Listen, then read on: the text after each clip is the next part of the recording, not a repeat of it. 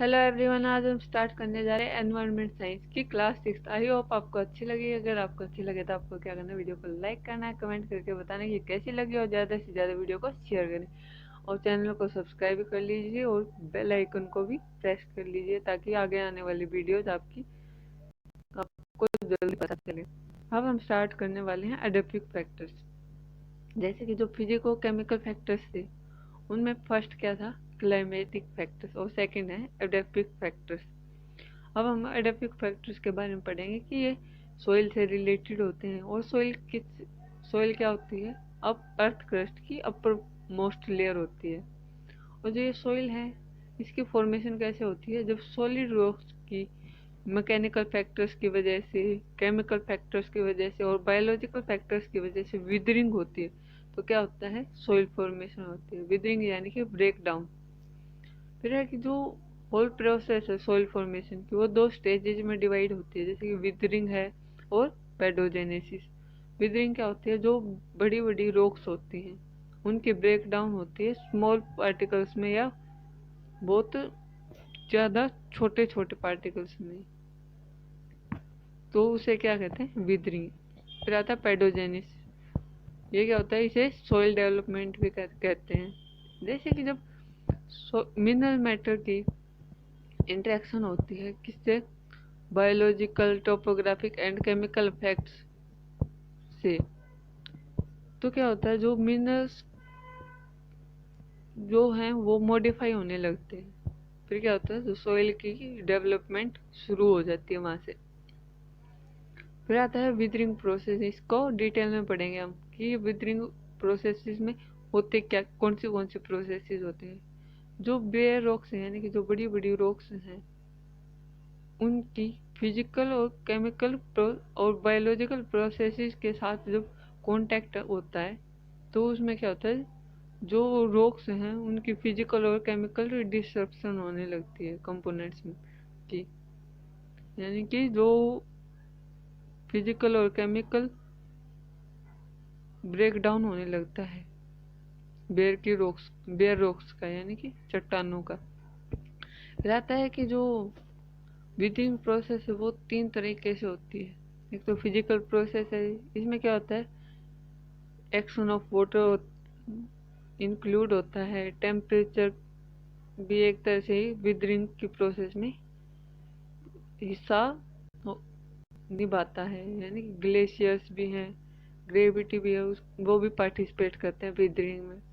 और जो ये विदरिंग है ये किन किन प्रोसेसेस की वजह से होती है, जैसे कि वेटिंग ड्राइंग है, हीटिंग कूलिंग है, फ्रीजिंग है, ग्लेशिएशन है, सॉल्यूशन है या सैंड ब्लास्ट है। ये क्या हुई, फिजिकल प्रोसेसेस हैं। फिर आता है केमिकल प्रोसेसेस। इसमें कौन सी होती हैं प्रोसेसेस, हाइड्रेशन है, जैसे हाइड्रोलाइसिस है, ऑक्सीडेशन रिडक्शन है, कार्बोनेशन है, चिलेशन है, और इसी तरह से और भी केमिकल प्रोसेसेस हैं। और बायोलॉजिकल प्रोसेस में क्या होता है, जो लाइकन्स हैं वो जो रॉक्स होते हैं उनसे क्या करते हैं, न्यूट्रिएंट एक्सट्रैक्ट करने की एबिलिटी होती है उनमें। और जो ये लाइकन है, फंगी है, बैक्टीरिया है, ये रॉक सरफेस से वाटर को रिटेन कर लेते हैं, निकाल लेते हैं लंबे पेड़ तक। फिर क्या होता है, जो ये लॉन्ग पीरियड तक जब ये प्रोसेस चलती रहती है फिर क्या होता है, इसमें केमिकल प्रोसेस स्टार्ट हो जाती है, यानी कि की जा सकती है केमिकल प्रोसेस। फिर आता है पेडोजेनेसिस। इसमें क्या होता है, जो विदरिंग मटेरियल हुआ उसमें बहुत सारे चेंजेस आते हैं और इस कॉम्प्लेक्स प्रोसेस को क्या कहते हैं, पेडोजेनेसिस और सॉइल डेवलपमेंट। और ये पेडोजेनेसिस के दौरान क्या होता है, जो ऑर्गेनिक कंपाउंड्स हैं, डेड ऑर्गेनिक मैटर है, लिविंग ऑर्गेनिजम्स के, वो मिनरल मैटर में ऐड होने लगते हैं। फिर क्या है, जो मिनरलाइजेशन होती है डेड ऑर्गेनिक मैटर की, और मिनरल्स हैं वो क्या होते हैं, फिर ऐड होने लगते हैं सोइल की, जो डेवलपमेंट के टाइम पे जो डेवलपिंग लेयर्स होती हैं, यानी कि बहुत सारी लेयर बनती रहती हैं, उनमें मिनरल्स की एडिशन होती रहती है। फिर आता है कि जो सोइल है जब फुली डेवलप हो जाती है तो उसकी क्या होते हैं, सोइल की बहुत सारी लेयर या होरिजन बन जाते हैं, उसे क्या कहते हैं, सोइल प्रोफाइल। और सोइल प्रोफाइल क्या है, सोइल बहुत सारी लेयर से मिलकर बनी होती है। इन लेयर्स को क्या कहते हैं, ओरिजिन भी कहते हैं।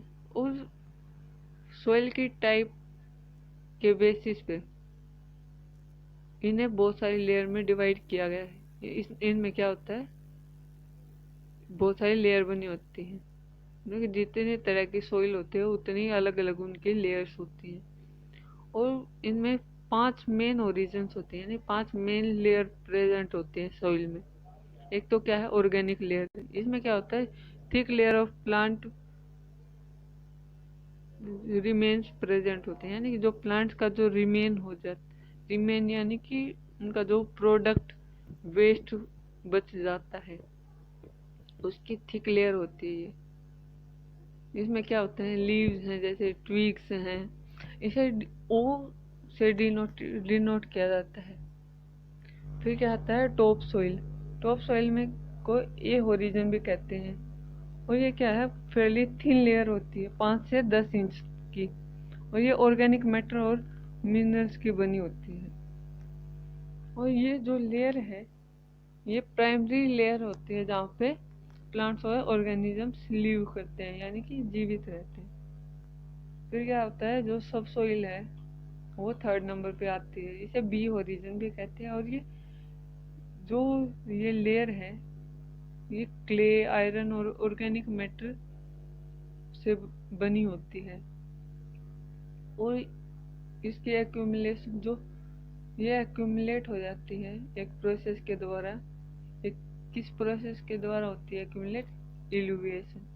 यानी कि जो ये क्ले और आयरन ऑर्गेनिक मैटर ये एक्यूमुलेट होते हैं, ये इल्यूविएशन प्रोसेस के द्वारा एक्यूमुलेट होते हैं। और फिर क्या होती है, ये लेयर फॉर्म हो जाती है सब सोइल वाली, जिसको बी ओरिजिन भी कहते हैं। फिर आता है पेंट मटेरियल। पेंट मटेरियल को सी ओरिजिन से कंसिडर करते हैं। और ये पेंट मटेरियल क्यों कहे जाते हैं, क्योंकि जो अपर लेयर्स हैं वो इसी से ही डेवलप होती है। और ये किस चीज़ की बनी होती है, इनकम्प्लीटली विदर्ड, यानी कि जो रॉक्स कम्प्लीटली विदर नहीं हो पाती, यानी कि कम्प्लीटली ब्रेक डाउन नहीं हो पाता रॉक्स का, उनसे मिलके बनी होती है।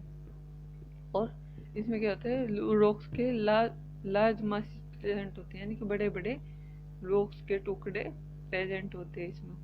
फिर आता है बेड रॉक। ये एक बॉटम लेयर है जो कि कुछ फीट के बहुत फीट के नीचे, बहुत फीट नीचे प्रेजेंट होती है सरफेस से। और जो बेड रॉक है इसमें लार्ज और solid mass of rock present होता है। फिर आता है देखो ये सॉइल प्रोफाइल, इसमें पहले क्या है, ओ ओरिजिन, फिर आता है ए ओरिजिन, फिर है बी ओरिजिन, और फिर है सी, और फिर आर।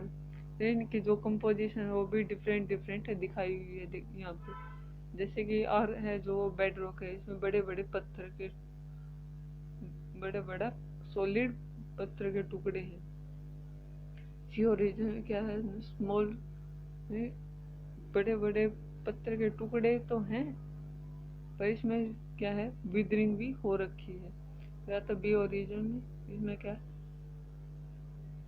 ये बहुत हद तक विदर हो चुकी है। और फिर ए ओरिजिन में है, क्या है ये, ऑर्गेनिक मैटर से बनी होती है। रहता है जो सोइल की इम्पोर्टेंस क्या है, जैसे प्लांट्स हैं उनको ग्रो करने के लिए सोइल की जरूरत होती है। एटमॉस्फेयर में, जैसे कि एटमॉस्फेयर में जो गैसेज रिलीज होती हैं वो सोइल की इम्पैक्ट की वजह से भी होती है। जैसे कि कार्बन डाइऑक्साइड है वो एयर में रिलीज होती है सोइल के इम्पैक्ट की वजह से। रहता है लिविंग ऑर्गेनिजम्स। लिविंग ऑर्गेनिजम्स जैसे कि एनिमल है, फंगी है, बैक्टीरिया है, वो सोइल पे ही जीवन बिताते हैं अपना। फिर आता है न्यूट्रिएंट साइकिल। सोइल न्यूट्रिएंट की साइकिलिंग में भी बहुत इंपॉर्टेंट रोल निभाती है। जैसे कि कार्बन है, जैसे नाइट्रोजन है, उनकी साइकिल भी सोइल से ही होकर कंप्लीट होती है। फिर आता है वाटर। जैसे कि जो सोइल है वो वाटर को क्लीन करने में हेल्प करता है, या फिल्टर करने में हेल्प करता है। फिर आता है जो सोइल है, उसके में अलग अलग सोइल है, उनके अलग अलग पार्टिकल्स होते हैं, डिफरेंट डिफरेंट पार्टिकल्स होते हैं सोइल के, और उनका साइज भी डिफरेंट होता है। जैसे कि ग्रेवल है, उनका कितना है 5.0 mm। फिर फाइन ग्रेवल, उनका कितना साइज है 2.0 mm। और कोर्स सैंड का क्या है 0.2 mm। फाइन सैंड का कितना है 0.01 mm। और सिल्ट का क्या कितना है 0.02 mm।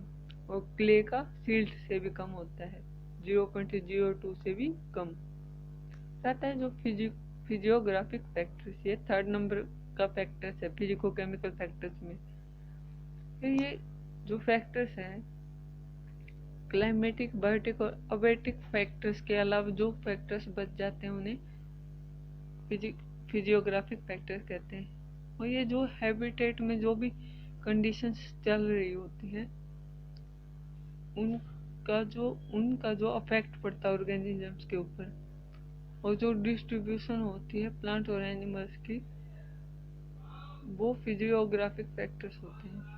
वही फैक्टर्स में कौन से इंक्लूड होते हैं, जैसे कि टोपोग्राफी है किसी भी एरिया की, एल्टीट्यूड है, ड्रेनेज है, कंडीशन है, डिग्री ऑफ इरोजन है, स्लोप ऑफ लैंड है, जैसे इनका जो प्लांट और एनिमल्स हैं उनके ऊपर अफेक्ट पड़ता है। ये थोड़ा सा गलत हो गया मेरा। जो फिजियोग्राफिक फैक्टर्स हैं, इनमें क्या होता है, जो भी हैबिटेट में प्रिवेलिंग कंडीशंस है और जो डिस्ट्रीब्यूशन है प्लांट्स और एनिमल्स की, वो फिजियोग्राफिक फैक्टर से अफेक्टेड होती हैं। और ये फैक्टर्स कौन से होते हैं, टोपोग्राफी है, जैसे कि किसी एरिया की एल्टीट्यूड है, जैसे ड्रेनेज कंडीशन है, डिग्री ऑफ इरोजन है, लैंड का जो स्लोप है, या इनके अलावा और भी फिजियोग्राफिक फैक्टर्स हैं। फिर आता है बायोलॉजिकल फैक्टर्स। ये जो एनवायरमेंटल फैक्टर्स हैं उनका एक तो क्या है फिजिको केमिकल फैक्टर्स होते हैं, और सेकंड क्या है बायोलॉजिकल फैक्टर्स होते हैं। और ये जो बायोलॉजिकल फैक्टर्स हैं, इनमें क्या होता है, जो लिविंग ऑर्गेनिजम्स हैं वो एक दूसरे को अफेक्ट करते हैं। जो ये बायोटिक फैक्टर्स की वजह से जो अफेक्ट होते हैं वो डायरेक्ट भी हो सकते हैं, इनडायरेक्ट भी हो सकते हैं, बेनिफिशियल भी हो सकते हैं, हार्मफुल भी हो सकते हैं, न्यूट्रल भी हो सकते हैं यानी कि फायदेमंद भी हो सकते हैं, हार्मफुल यानी कि नुकसानदायक भी हो सकते हैं, न्यूट्रल यानी कि कोई असर ही ना हो। फिर आता है कि जो ये बायोलॉजिकल फैक्टर्स हैं, इनमें क्या होता है, जो लिविंग ऑर्गेनिजम्स जो एक दूसरे को अफेक्ट करते हैं, तो इनके बीच में क्या होता है इंटरेक्शन है। और जो लिविंग ऑर्गेनिजम्स के बीच में दो तरह की इंटरेक्शन होती है, पॉजिटिव और नेगेटिव। पॉजिटिव इंटरेक्शन क्या होती है, इसमें जो पॉपुलेशन है वो एक दूसरे के लिए के साथ इंटरेक्ट करते हैं। वो वन वे भी हो सकता है और रेसिप्रोकल भी हो सकता है, यानी कि दोनों एक दूसरे के साथ बराबरी में इंटरेक्ट करें। कोई पॉजिटिव इंटरेक्शन में मेनली जो पॉपुलेशन है उनको फायदा होता है, और नेगेटिव इंटरेक्शन क्या होते हैं, इसमें एक पॉपुलेशन दूसरी पॉपुलेशन को हार्म करती है यानी कि नुकसान पहुंचाती है। अब हम पढ़ेंगे पॉजिटिव इंटरेक्शंस होती क्या है और क्या कौन सी होती है। जैसे पॉजिटिव इंटरेक्शन है, उसमें क्या होता है, जो इंटरेक्टिंग पॉपुलेशन है वो एक दूसरे की हेल्प करती है।